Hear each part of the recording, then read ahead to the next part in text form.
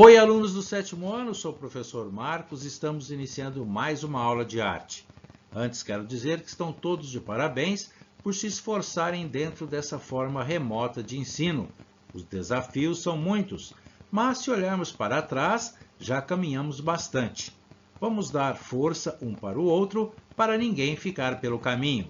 Estamos aprendendo a nos adaptar às situações, construindo a nossa trajetória.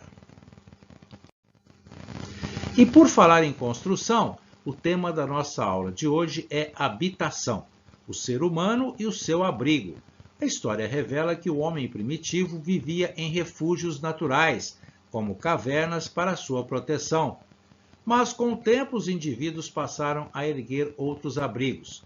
As primeiras construções foram feitas com materiais encontrados na natureza, galhos, folhas, ossos, barro e peles de animais.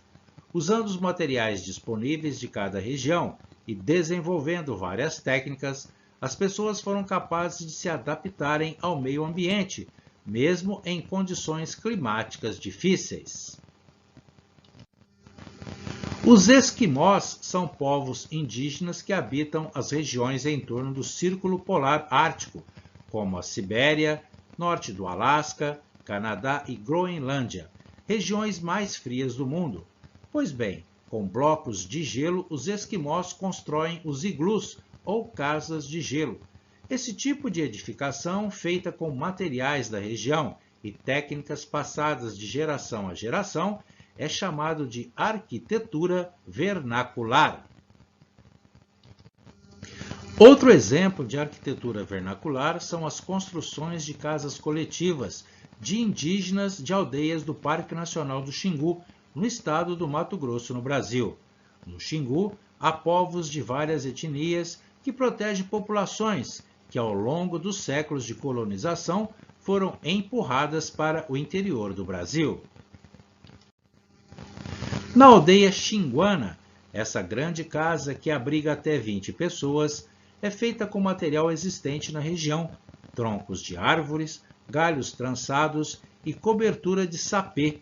Sapê, que é uma palha ou capim seco. Troncos de árvores formam grandes pilares centrais que sustentam a cobertura de sapê. Essas casas com forma oval têm em geral duas portas e são divididas internamente em lugares de uso coletivo e lugares de convivência íntima. A construção dessas casas é feita por uma grande família e pode durar meses. As casas, assim construídas, duram até 10 anos. Existem muitas diferenças de uma habitação para outra nas comunidades indígenas. E nas cidades, existe variação entre tipos de habitação? Nas cidades, há prédios de luxo e casas de favela, não é mesmo? Então, o tipo de moradia também indica as diferenças sociais? Nós já vimos o exemplo do bairro Morumbi, em São Paulo, em que prédios de alto padrão fazem divisa com o bairro popular Paraisópolis. Se pensarmos um pouco mais, nas cidades encontramos também muitas pessoas morando na rua. São os sem-teto. O número de moradores de rua sempre aumenta em situação de dificuldades econômicas, conflitos e tragédias. Estamos falando disso para destacar o trabalho do arquiteto japonês Shigeru Ban, que nasceu em Tóquio em 1957. Você sabe o que é um arquiteto? Arquiteto é um profissional formado em arquitetura. E o que é arquitetura? É a arte e a técnica de organizar espaços e criar ambientes para abrigar diferentes atividades humanas. Pois bem, o arquiteto Shigeru Ban é conhecido por fazer um uso inovador de materiais e pela abordagem humanitária de seus projetos. E o que é uma abordagem humanitária, professor? Bem, é preocupar-se com as pessoas, principalmente as mais necessitadas. Durante 30 anos, o arquiteto Shigeru Ban aplicou seu conhecimento e materiais recicláveis, principalmente papel e papelão, na construção de abrigos de baixo custo para vítimas de tragédias pelo mundo. Desde 1986, Shigeru Ban faz pesquisas com tubos de papelão descartados pela indústria de tecidos. Uma de suas ideias para abrigos consiste em uma estrutura de papelão construída numa base de caixas plásticas e coberta com lona. Uma das características desses abrigos é a rápida construção. O trabalho do arquiteto Shigeru Ban é uma lição de um profissional que também pensou em reduzir os problemas sociais. Shigeru Ban já projetou diferentes soluções de abrigos para cada situação em que foi chamado a colaborar. Ele projetou habitações temporárias para pessoas desabrigadas na África, na China, no Haiti e também no Japão. Segundo o próprio arquiteto, não se deve trabalhar apenas para pessoas privilegiadas, pessoas com posses, que só desejam dar visibilidade ao seu poder por meio da arquitetura.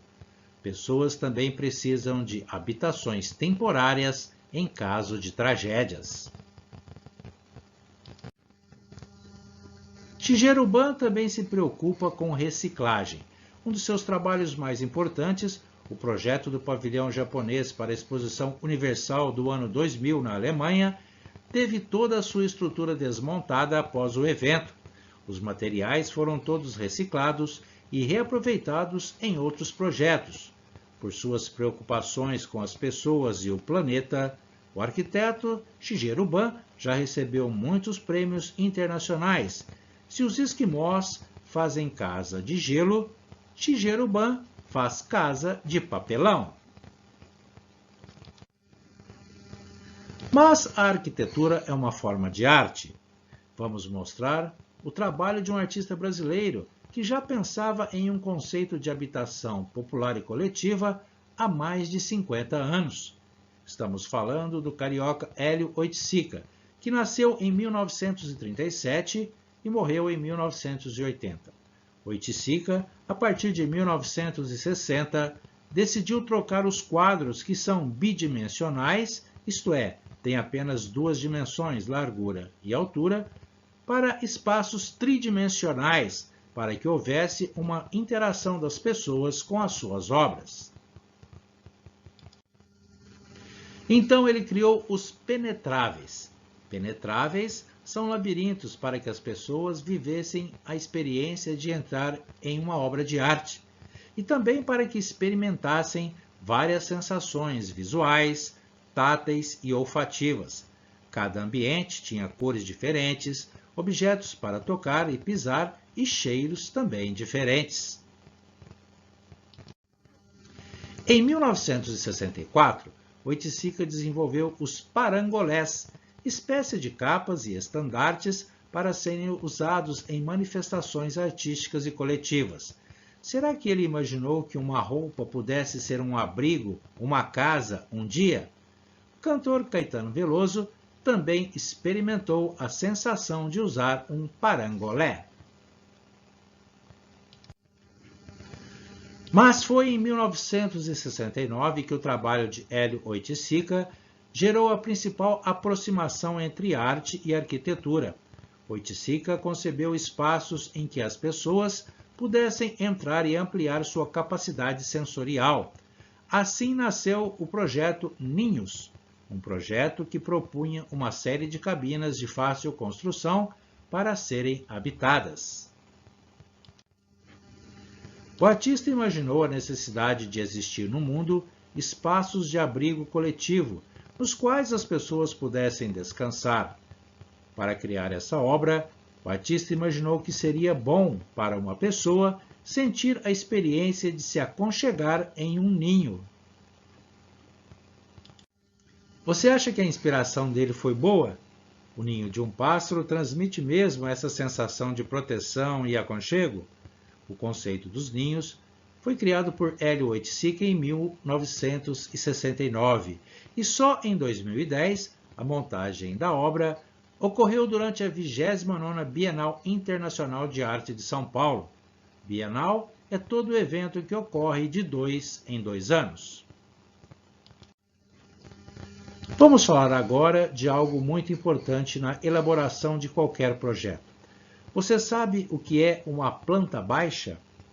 Pois bem, a planta baixa é um desenho técnico em escala menor que mostra as paredes e cômodos de uma estrutura, como se fossem vistos de cima. A representação é feita a partir de um corte imaginário à altura de 1,5 m do piso. Essa medida é utilizada, pois é capaz de abranger as aberturas de portas e janelas, por exemplo. A planta baixa pode representar um edifício inteiro, um andar de um prédio ou um quarto individual. O desenho é um dos documentos mais importantes de um projeto arquitetônico e é essencial para projetar ou construir uma casa. Pois bem, a nossa atividade de hoje será fazer uma planta baixa. Usando um papel sulfite ou uma folha em branco, você vai fazer a planta de sua casa. Isso mesmo, a casa onde você reside, onde você mora e que você conhece bem, não é mesmo? Planta baixa, você sabe, é a sua casa vista de cima. Como nessa imagem, você terá que imaginar que a sua casa está sem o telhado. Desenhe todos os cômodos da casa na posição de cada um. Exemplo: a cozinha perto da sala, o quarto perto do banheiro, se for o caso. Faça a indicação das portas e das janelas, como nessa imagem que você está vendo. Tente reproduzir a proporção dos cômodos. Tire as medidas de cada cômodo. Use passos largos para fazer a medição. Cada passo tem aproximadamente 1 metro. Você pode também desenhar os móveis e os demais elementos de uma casa: pias, louças, sanitários. É isso aí a nossa tarefa e a nossa aula de hoje. Capriche como se fosse um arquiteto. Bom trabalho e até a próxima aula!